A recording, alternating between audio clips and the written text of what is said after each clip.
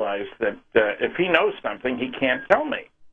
So I've got to ask questions that he can answer. Not are the documents real, but did you see anything about the documents that would imply that they're phony? Very wending a careful way along this minefield here. And it was extraordinarily useful to talk to him. He could tell me who sat next to who at the meetings and stuff like that. And his opinions about things, these were all questions he could answer. For example, he knew all the people on our list of 12 members of MJ-12. That's incredible. I said, do you have any reason to believe that had something as momentous as the recovery of a crash-flying saucer occurred, that President Truman would not have picked this one or that one because he really didn't think much about it? This was a man who was on the inside now. The outside world might never have known that Truman didn't think much of one of those 12 people. And his answer was no. They were all the right people. That is, people that Truman approved of, et cetera, et cetera. So there was a long conversation, and it was very useful. But my biggest discovery, I think, was finding that Dr. Donald Howard Menzel, the biggest UFO skeptic there ever was, a Harvard professor of astronomy, led a double life. And I found this out by going to the Harvard archives and studying his papers. I had to get permission from 3 different people to do it.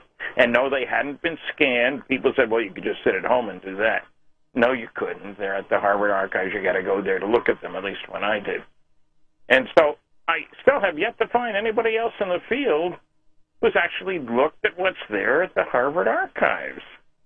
But they don't believe that Menzel could have led a double life.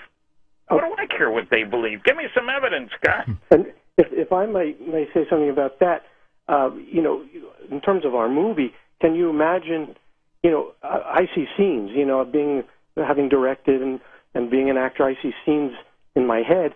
And when I was reading Stan's book and when I read Don Schmidt's book, these scenes just pop out at me. And I could see the excitement with somebody spending all these hours in the archives and then all of a sudden finding out that Donald Menzel had this double life and that his name being listed as part of the MJ-12 is not a contradiction, and it does make more sense than anything. It almost gives more authenticity. I mean, and then the excitement when Stanton found that the only day that President Truman met with Defense Secretary Forrestal and Vannevar Bush was the 24th of September, 1947, and that was the same date as the executive order had. So I mean, you could see, and then when Don Schmidt is meeting a new witness who on their deathbed is making these admissions and coming up with, or Stanton and Don Schmidt sitting with Colonel DuBose at some club in Orlando. Colonel DuBose was under Ramey at the time of the incident, and now he's saying many years later to them that the weather balloon was that they substituted that was a cover-up. I mean, there's so much. These scenes just pop out at me, and it will make an incredibly compelling, exciting, and revealing movie. Well, you're so right. The very process that Stanton just described, everything that both of these men have gone through to track this story down and to break this story involves drama. It is dramatic. It's incredibly dramatic, and it's very human too. Because at the end of the day, for example, as Don Schmidt has run across and had with the witnesses that he has made friendships with, and it's partly because of those friendships that some of them have trusted him with their stories.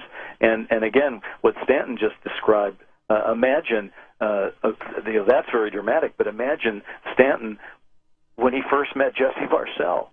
This is an incredible moment. Yeah.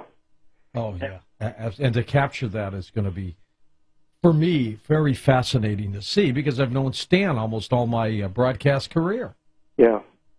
Don, what is the evolution of Hollywood? You've optioned the books. You're going to write the screenplay, you and Bryce. What do you do next after that's done? Well, we start talking to some of the people we know, and I think Bryce alluded to the fact that we want to get this right. So we could do that sooner rather than later, but it might be better to get the screenplay the way we want it first, and then start talking to some of the people, some of our friends, some of the studio people or production companies, and hopefully get somebody that's going to have the same sort of commitment to the vision that we have, and that's of the utmost importance. As Stan and Don Schmidt alluded to, they've all had experiences where people maybe treated a property because of the maybe explosive nature of it and something to exploit, and that's not what they're interested in. That's not what we're interested in. The material here is just so unbelievable. We might as well do it, justice. We have to do it justice. So, we think, George, that what we want to avoid is, and I'm sure you're aware of this, the sort of the fire in the sky problem. Which yes. This is the Travis Walton story made into a film, and the abduction sequence is riveting, except that the screenwriter who wrote it, Tracy Torme, and Travis himself say that's not the way it happened, and that the studio forced those changes. So it's very important to us anyway, to try to find a comfortable, good home where we won't have to put an asterisk by the film Magic Men. And by the way, just for your listeners, it is Magic, M-A-J-I-C, as in Magic and Magic 12. Majestic. Yeah. Well, it sounds like it's intriguing and that it's going to happen. And is this something you could take to Spielberg, Bryce? Well, I think everybody's dream would be to take something on of this level to Spielberg. I wouldn't be upset if he wanted to be involved in it. But he doesn't. He seems to have covered the bases. He has a new television series out about an alien invasion, I think, and he's covered all the bases. And I'm sure good material finds its way to him. But again, there's a lot of people that are good people that would want to do this and do it justice. He's one of them, of course. He would love to, I'm sure, tell this story and tell it right, and we'll accept whoever comes into our lives in that way. Folks in Hollywood, Don, how do they react to UFO stories these days? I don't know. I mean, that's a good question. My feeling, it runs the gamut. I tend to get more of the open-mindedness than the sort of hardline skeptics. I think more and more people, whether it's through all the different media, movies and television and everything, there seems to be a gradual sort of opening up to the reality of this, and so I think people are more and more open than they've ever been. I think so too. Bryce, you see that now? I do see it. However, if you look at the product that Hollywood makes, it's pretty. There are a lot of alien projects. There are the occasional UFO projects, but the number of projects that make it through where the attention to detail was paid in terms of trying to present a reality, those are fewer and far further between.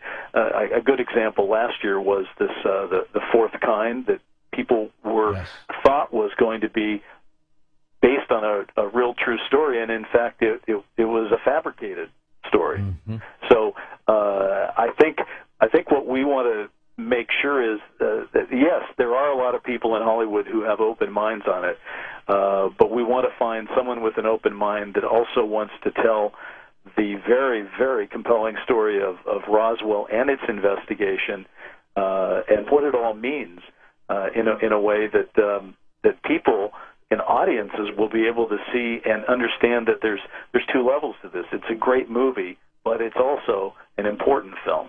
Absolutely. Hey, Don, I want to thank you for being on the program. Don Most, his website, donmost.net. And again, happy birthday. Back in a moment with Bryce Zabel and Stanton Friedman on Coast to Coast AM. Now you can take Coast to Coast with you on your iPhone. Get the latest headlines, listen to the show, and play the exclusive Alien Abduction game. Download the app directly from the App Store or visit coasttocoastam.com to learn how.